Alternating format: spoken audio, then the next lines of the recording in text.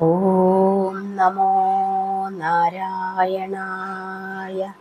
മഹാഭാഗവതം അധ്യായം 11. നമ്മളിന്ന് വാമനാവതാരത്തെക്കുറിച്ചാണ് പറയുന്നത്. ധർമ്മ സംസ്ഥാപനാർത്ഥം സച്ചിദാനന്ദ സ്വരൂപനായ ചിന്മയൻ അതിഥിയുടെ ഉദരത്തിൽ ജനിക്കുവാൻ ഒരുങ്ങിക്കഴിഞ്ഞു. താപസനായ കശ്യപന്റെ രേതസിൽ അദ്ദേഹം പ്രവേശിച്ച് അതിഥിയിൽ ഗർഭത്തെ ഉൽപ്പാദിപ്പിച്ചു.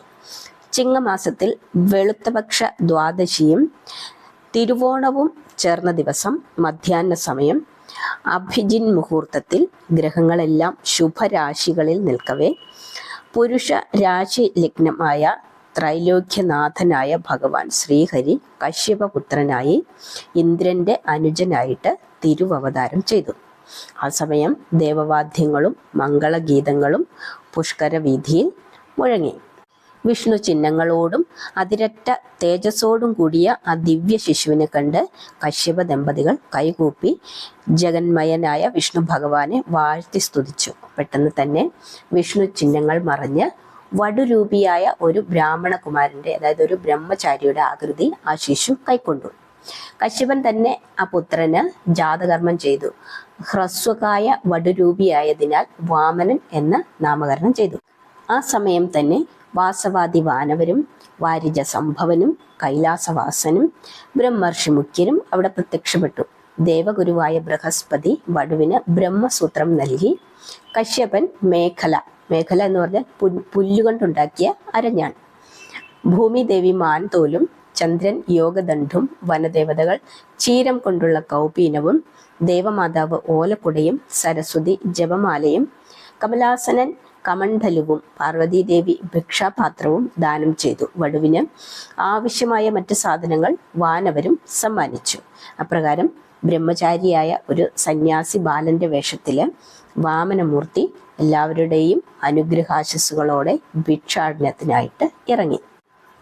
ആ സമയം മഹാബലി ചക്രവർത്തി നർമ്മദാ നദിയുടെ ഉത്തര തീരത്ത് വെച്ച് അത്യന്തം ആർഭാടത്തോടെ ഒരു അശ്വമേധയാഗം നടത്തുന്ന ഒരു കാലമായിരുന്നു. വാമനൻ അവിടെ എത്തി യാഗശാലയ്ക്ക് പുറത്തുള്ള ഒരു പൊയ്കയുടെ തീരത്ത് വിശ്രമിക്കാനിരുന്നു.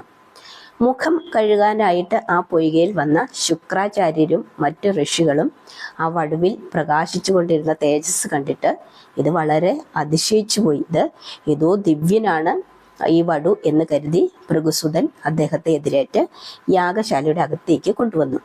അതിദിവ്യനായ ഒരു വടു ആഗതനായിരിക്കുന്നു എന്നുള്ള വിവരം അറിഞ്ഞ് പുണ്യവാനായ മഹാബലി വാമനന്റെ സവിധത്തിൽ വന്ന് ഭക്തിപൂർവം അദ്ദേഹത്തിന്റെ കാലു കഴുകി സ്വീകരിച്ച് അകത്തേക്ക് കൂട്ടിക്കൊണ്ടുപോയി ഏറ്റവും മാന്യമായൊരു സ്ഥാനത്ത് ഇരിക്കാനുള്ള ഇരിപ്പിടം നൽകി. അതിനുശേഷം അദ്ദേഹം വിനയാന്വിതനായി ചോദിച്ചു, ഭവാൻ ഇപ്പോൾ എവിടുന്നാണ് ഇങ്ങോട്ട് എഴുന്നള്ളിയത്? അവിടുന്ന് ആരാണ്? ഈ ഭക്തൻ നടത്തുന്ന യാഗം ദർശിക്കാനാണെങ്കിൽ അതിൽ ഒരു മഹാഭാഗ്യം എനിക്കിനി വരാനില്ല. നിന്തിരുവടിയുടെ അച്ഛനാരാണ്? അമ്മയാരാണ്? പേരെന്താണ്? ഏത് ദിക്കിലാണ് താമസം? ഇപ്പോൾ ഇങ്ങോട്ടേക്ക് എഴുന്നള്ളാനുള്ള കാരണം പ്രത്യേകിച്ച് എന്താണ് എന്ന് ചോദിച്ചു. അപ്പോൾ വാമനൻ പറഞ്ഞു, അങ്ങ് എൻ്റെ പരമാർത്ഥം അറിയാൻ ആഗ്രഹിക്കുന്നത് കൊണ്ട് ഞാൻ പറയുകയാണ്. ഞാൻ കേവലം ഒരു നിരാധാരനാണ്, ഒരു തപോധനന്റെ പുത്രനാണ്. പലരും തന്ന സാധനങ്ങളാണ് ശരീരത്തിൽ കാണുന്നത്, ഈ കൗപീനം വരെ. അങ്ങയെപ്പോലുള്ള പുണ്യമഹത്തുക്കൾ മാത്രമാണ് എനിക്ക് അവലംബം. ആ നിലയിൽ പലയിടത്തും സഞ്ചരിക്കുന്നതിനിടയിൽ ഇവിടെയും വന്നു എന്ന് മാത്രം. അങ്ങയുടെ ദാനശീലത്തെക്കുറിച്ചും ഔദാര്യ മഹിമകളെക്കുറിച്ചും പല കഥകളും ഞാൻ കേട്ടിട്ടുണ്ട്. ദാനവ വംശത്തിൽ പിറന്നുവെങ്കിലും ധർമ്മിഷ്ഠനായി ദാനതൽപരനായി ദേവ ബ്രാഹ്മണ വൈരമില്ലാതെ ആരെന്തു ചോദിച്ചാലും കൊടുക്കാൻ മടിയില്ലാത്ത ഒരു ധന്യാത്മാവായിട്ടാണ് ഞാൻ അങ്ങയെക്കുറിച്ച് പ്രധാനമായും കേട്ടിട്ടുള്ളത്. ആ പുണ്യവാൻ നടത്തുന്ന യാഗമാണിതെന്ന് ഞാൻ ഇവിടെ വന്നപ്പോൾ അറിഞ്ഞു. അങ്ങനെയാണെങ്കിൽ ആ ധന്യാത്മാവിനെ ഒന്ന് കാണണമല്ലോ എന്ന് ആഗ്രഹിച്ചുകൊണ്ട് ആ പൊയ്കയുടെ തീരത്തിരിക്കുമ്പോഴാണ് ശുക്രമഹർഷി യാദൃശ്ചികമായി എന്നെ വന്ന് കണ്ടത്.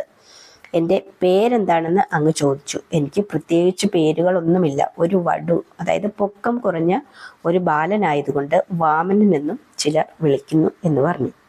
അപ്പോൾ മഹാബലി പറഞ്ഞു, അങ്ങ് എന്നെ കാണാൻ ആശിച്ചത് എന്തെങ്കിലും കാര്യസാധ്യത്തിനു വേണ്ടിയാണോ?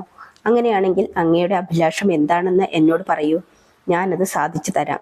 അങ്ങേക്ക് എന്തു വേണം? രാജ്യമോ, ദേശമോ, രത്നമോ, രത്നഭൂഷാദികളോ, ധനമോ, മന്ദിരമോ, വസ്ത്രമോ, ഭക്ഷണമോ, എന്തു വേണമെങ്കിലും മടിക്കാതെ പറയൂ എന്ന് അദ്ദേഹം പറഞ്ഞു.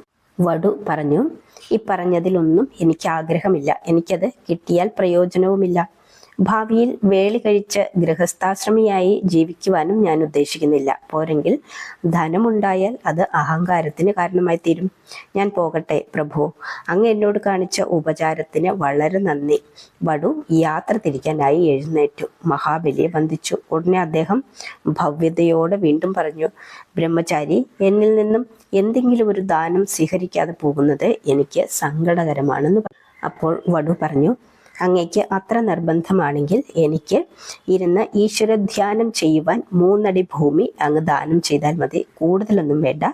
ഇപ്പോൾ വല്ലവരുടെയും സ്ഥലത്ത് ചെന്നിരുന്നാണ് ധ്യാന ജപങ്ങൾ ഞാനിപ്പോൾ നടത്തിക്കൊണ്ടിരിക്കുന്നത്.